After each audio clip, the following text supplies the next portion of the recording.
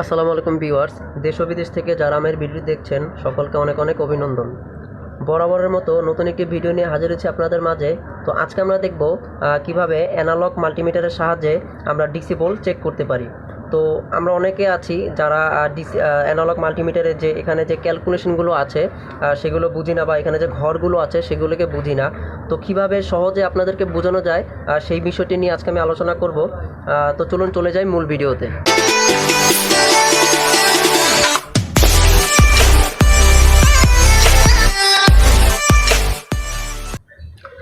তো প্রথমত আমরা এই অ্যানালগ মাল্টিমিটারে দেখতে পাচ্ছি যে এখানে কিছু সংখ্যা দেওয়া আছে এবং এখানে একটি ঘড়ির কাঁটার মতো দেওয়া আছে।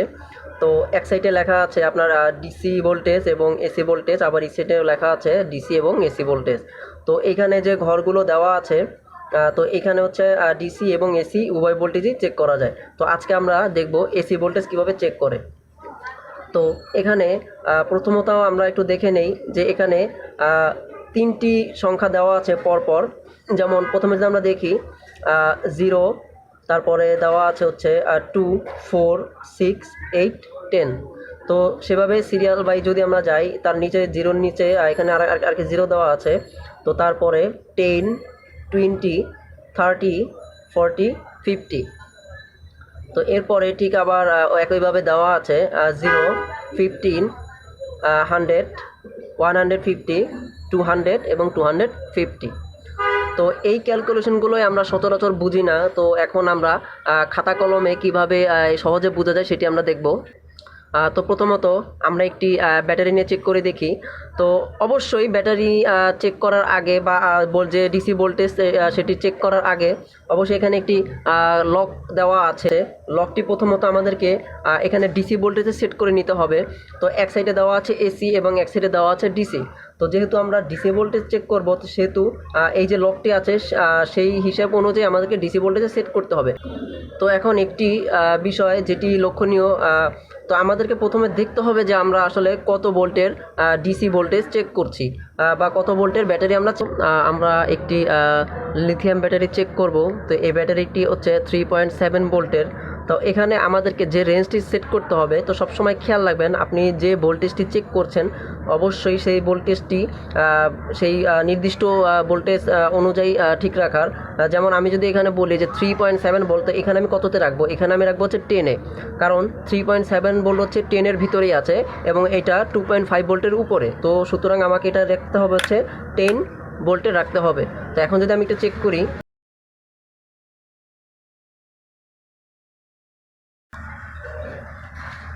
তো পজিটিভ টার্মিনালটি আমি পজিটিভে লাগিয়ে নিচ্ছি, নেগেটিভটি নেগেটিভ টার্মিনালে লাগিয়ে নিচ্ছি। আপনারা হয়তো ভোল্ট মিটারটিতে দেখতে পাচ্ছেন যে এখানে এখানে আমি যে একটু ধরে দেখাই,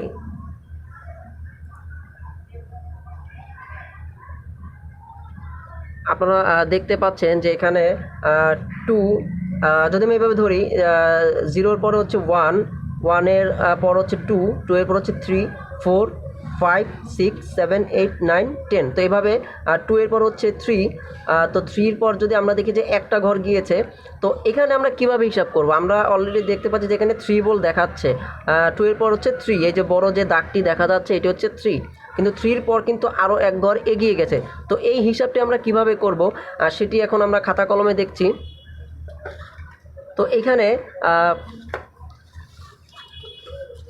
আমরা এখানে হিসাব করব। এখানে কিন্তু আপনার 0 থেকে এই যে 10 পর্যন্ত মোট 50টি ঘর আছে।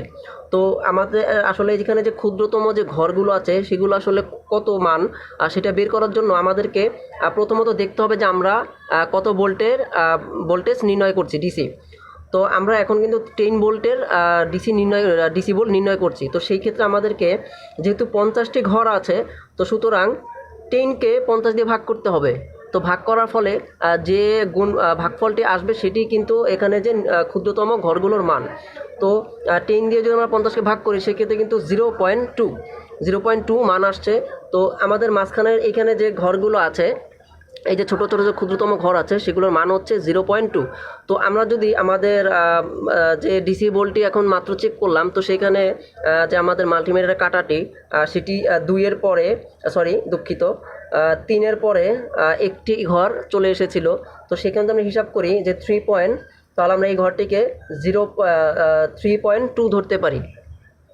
3.2, তাহলে এখানে ভোল্ট দেখাচ্ছে 3.2 ভোল্টেজ। তো যদি কাঁটাটি তার পরের ঘরে যেত তাহলে আমরা কত ধরতাম? তো সেই ক্ষেত্রে আমরা 0.2 না ধরে 0.4 ধরতাম। তো এভাবেই 0.6, 0.8 এবং শেষমেশ হচ্ছে 4 ভোল্ট। তো এইভাবে যখন আমরা 10 ভোল্টে দিয়ে 10 ভোল্টেজে চেক করব, তো সেই ক্ষেত্রে আমাদের যে ক্ষুদ্রতম ঘরগুলো আছে তো সেটার মান বের করার জন্য অবশ্যই আমাদেরকে 10 দিয়ে 50কে ভাগ করতে হবে। তাহলে দুঃখিত, 10কে 50 দিয়ে ভাগ করতে হবে, তাহলে আমাদের কাঙ্ক্ষিত যে ফলাফল মানে যে ক্ষুদ্রতম সংখ্যার যে ঘরের মানটি সেটি কিন্তু চলে আসবে। তো আমরা পেলাম এখানে 3.2 ভোল্ট আছে। তো একইভাবে যদি আমি আরেকটি ব্যাটারি চেক করি, এখানে আরেকটি ব্যাটারি আছে, তো এইটি ব্যাটারি যদি আমি চেক করি,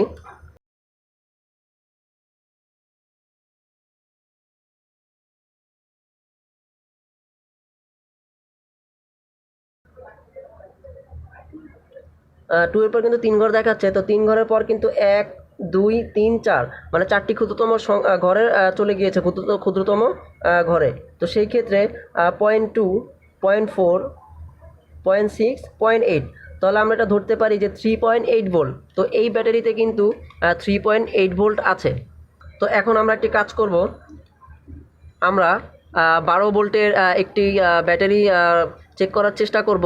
যদিও আমার কাছে 12 ভোল্ট নেই, তো সেই ক্ষেত্রে তো 12 ভোল্টের কাজ সারার জন্য আমি একটি অ্যাডাপ্টার ব্যবহার করছি। এটি হচ্ছে আউটপুট ডিসি 12 ভোল্টের। তো এটি দিয়ে আমি 12 ভোল্ট চেক করব। তো এখন একটি বিষয় লক্ষণীয়, যেটি হচ্ছে এখন তো আমাদেরকে 12 ভোল্ট চেক করতে হবে। তো সেই ক্ষেত্রে আমাদের যেখানে লকটি আছে সেটি আমরা কত দেব? অবশ্যই আপনারা ইতিমধ্যে বুঝতে পেরেছেন, যেহেতু 12 ভোল্ট আছে সেহেতু আমাকে অবশ্যই 10-এর উপরে যেতে হবে। 10-এ দিলে কিন্তু এটি আমি পরীক্ষা করতে পারবো না। সেহেতু এখানে যে লকটি আছে সেটি আমাকে 50-এর ঘরে নিয়ে যেতে হবে, তাহলে আমি 12 ভোল্টের যে ব্যাটারি বা যে সাপ্লাই আছে সেটি চেক করতে পারবো। তো এখন যদি আমি 12 ভোল্টের এই সাপ্লাইটি চেক করি, আমরা লকটিকে 50-র ঘরে দিয়ে দিয়েছি।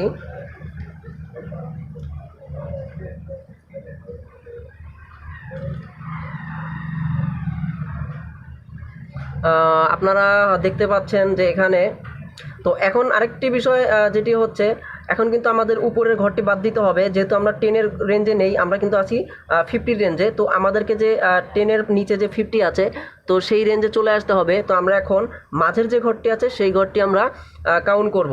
তো সেই ক্ষেত্রে এখানে দেখতেছি 10 আছে, তো 10-এর পর কিন্তু একটা ঘর গিয়েছে। তো একটা ঘরের মাঝামাঝি আছে, তো আমরা ধরলাম একটা ঘরই আছে, 10-এর পর একটা ঘর আছে। তো সেই ক্ষেত্রে আমরা কত ধরবো? তো সেই ক্ষেত্রে এই যে ক্ষুদ্রতম ঘরটি আছে সেইটি নির্ণয় করার জন্য আমাদেরকে একটা কাজ করতে হবে, যেটি হচ্ছে এখানে আমি বলেই রেখেছি যে এখানে টোটাল 50টি ঘর আছে। তো যে রেঞ্জে আমরা মাপবো তো সেই রেঞ্জকে আমরা ওইটা দিয়ে ভাগ করলেই আমাদের কিন্তু ক্ষুদ্রতম যে ঘরের সংখ্যাটা আছে সেটি পেয়ে যাব।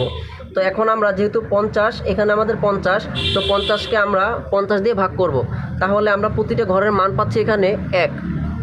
তো এখন যদি আমরা দেখি যে এখানে 10-এর পর এক ঘর আছে, 10 আর 1-এ হচ্ছে 11।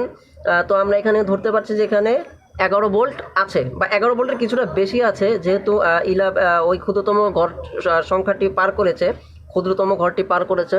তো সে এখানে আছে 11 ভোল্টের কিছুটা বেশি আছে।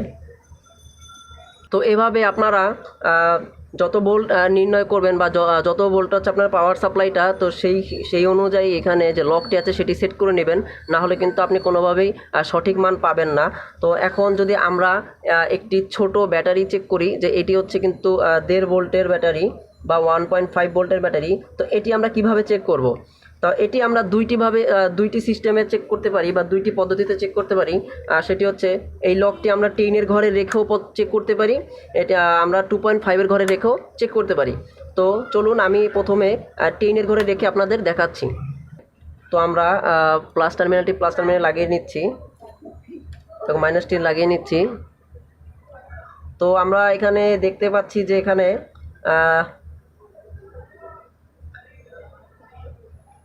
দেখেন 10 ঘরে লাগানোর পরে এটি হচ্ছে 1, তারপর হচ্ছে 2, তারপর 3, তারপর 4। তো আমরা 1-এর পর কিন্তু 1, 2, 2 ঘরে একটু বেশি গিয়েছে। তো আমরা জানি কি, আমরা আমরা যে বিষয়টি জানি যে 10-এর যখন আমরা 10 রেঞ্জে চেক করব তখন প্রতিটি ক্ষুদ্রতম ঘরের মান হবে 0.2। তো আমরা যদি এখন এখানে দেখি যে 1-এর পরে 2টি ঘর গিয়েছে, তাহলে 1-এর পরে একটি ঘর যদি কাউন্ট করি সেখানে হবে 0.2 এবং তার পরের ঘরটি তো হবে 0.4। যেহেতু 0.4-এর একটু এগিয়ে গিয়েছে, তো আমরা এটাকে 5 ধরতে পারি। তো এখানে কিন্তু ব্যাটারি দেখাচ্ছে এখন 1.5। তো এটিতে কিন্তু সঠিক মান দেখাচ্ছে যে 1.5 ভোল্ট আছে। তো এটি হচ্ছে 10 রেঞ্জে রেখে যেটি আমরা পরীক্ষা করলাম। এখন আমরা দেখব যে 2.5-এ রেখে কীভাবে পরীক্ষা করা যায়। তো 2.5-এ রেখে পরীক্ষা করার আগে একটি বিষয় আপনাদেরকে জানিয়ে নেই। তো এখানে যেহেতু আমাদের 10 রেঞ্জে আছে, তারপরে 50 রেঞ্জে আছে এবং 250 রেঞ্জে আছে। তো সেই ক্ষেত্রে কিন্তু আমরা 2.5 কোনো রেঞ্জ নেই। তো সেই ক্ষেত্রে আমরা কিভাবে করব। তো এখন আমরা একটি বিষয় একটি কাজ করতে পারি, যেটি হচ্ছে যে এখানে যে 50 আছে, সর্বনিচে যে সংখ্যাটি 50, তো এখানে কিন্তু আমরা 50-কে 0.5 ধরতে পারি। তারপরে আছে হচ্ছে 100-কে আমরা 1 ধরতে পারি। তারপরে আছে 150, তো এটিকে আমরা 1.5 ধরতে পারি। তো এভাবে 200-কে 2 ধরতে পারি এবং 250-কে শুধুমাত্র 2.5 ধরতে পারি। তো সেই ক্ষেত্রে কিন্তু আমরা এইভাবে বিবেচনা করতে পারি। তো এখন যদি এই ব্যাটারিটি আমরা চেক করি,